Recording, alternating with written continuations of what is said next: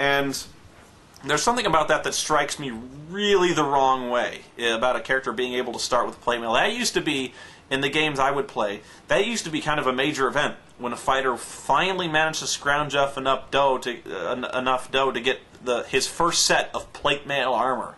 Because all of a sudden, that kind of promoted him, you know. That made him really special. That made him feel good, because he actually had some status now. Like, he was walking around a tank. You can just start with that now. And there's really nothing special to having an armored character. Like I said, you can buy almost any weapon you want. The weapons kind of feel very samey. It's kind of mandated what weapon your character is going to use. There's not a lot of restrictions. So it doesn't really matter if you carry an axe or you carry a sword. Really, the only difference is a slight accuracy modifier, like if you're proficient in one thing and not proficient in another.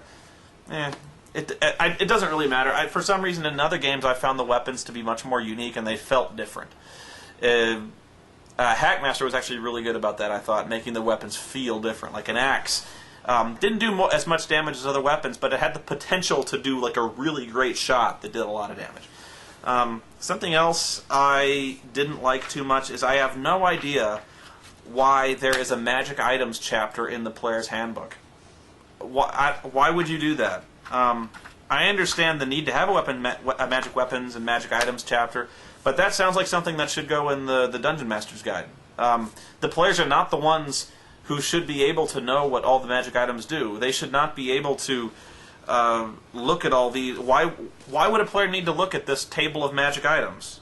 What levels they go to? What their gold piece value is. That just seems like a DM thing. It's a bad move, I think, on putting that chapter in the player's handbook. It doesn't affect anything. It's just bad planning. Rituals. Spells, when it comes to clerics, any characters that can cast spells, namely wizards, they've kind of abstracted a lot of things, and they've very much simplified spellcasters into their at-will powers, which are things they can do during combat, like throwing magic missiles, and things that they can't do in combat, and those things are called rituals. Rituals are things that are much more involved type spells, and they're usually the stuff that doesn't do damage but has some kind of effect. For instance, if you want to cast Comprehend Languages, that's a ritual. It's not something you do in combat, so it takes about 10 minutes. You have to kind of make a magic circle, open your book, take all these spell components out, dribble them around. 10 minutes later, you can cast Comprehend Languages. Voila, you've done it. And I get that. However, it does kind of make things... it removes a lot of the utility of wizards for things like knock. Like the knock spell. There is a knock ritual, but it takes a really long time. And you'd only use the knock spell if your rogue can't open the door. And if your rogue can't open the door, typically you'd just try again, or you'd force the door. If you're using the knock spell is meant to be used if you're kind of in a hurry. So there's no spells there's no utility spells that you can use quickly that help you that much. I can't think of any other things like let me just look real fast.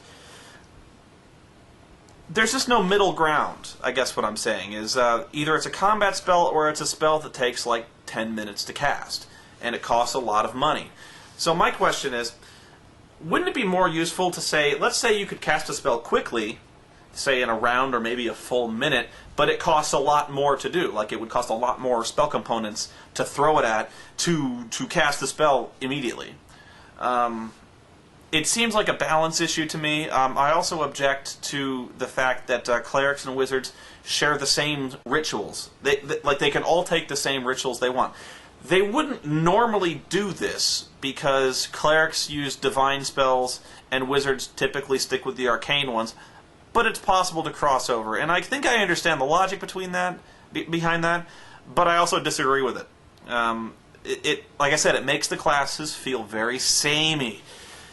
Wizards all of a sudden aren't as unique as they used to be. Clerics all of a sudden can cast wizard spells. I don't know why you do that.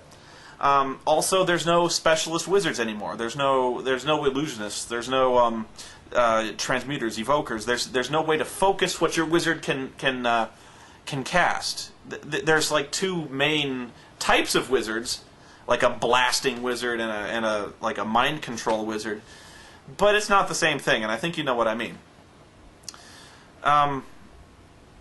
The one alternative I did find a way around this thing where I said casting spells quickly is you can make scrolls, you can make wands, and you can make different magic items that would allow you to read the scroll and cast it immediately. But again, it's not really the same thing, and it feels a lot different, and I'm not sure I like it. Let me see. Encounters. When it comes to encounters, the DM, it's much more transparent that the DM is throwing balanced encounters at you. Like, he's never going to throw something that's really unfair at you because he's not supposed to. The experience point totals are much more evenly spaced. There's no really ad hoc experience awards. I don't think the skill challenges, there are certain things where you have to roll, like, they're called skill challenges. So, for instance, let's say you're trying to negotiate your way past a guard to get into a throne room, and all of a sudden the skill challenge will be, oh, you have to make a certain number of diplomacy checks in a certain amount of time or you fail, and if you pass that you get experience points.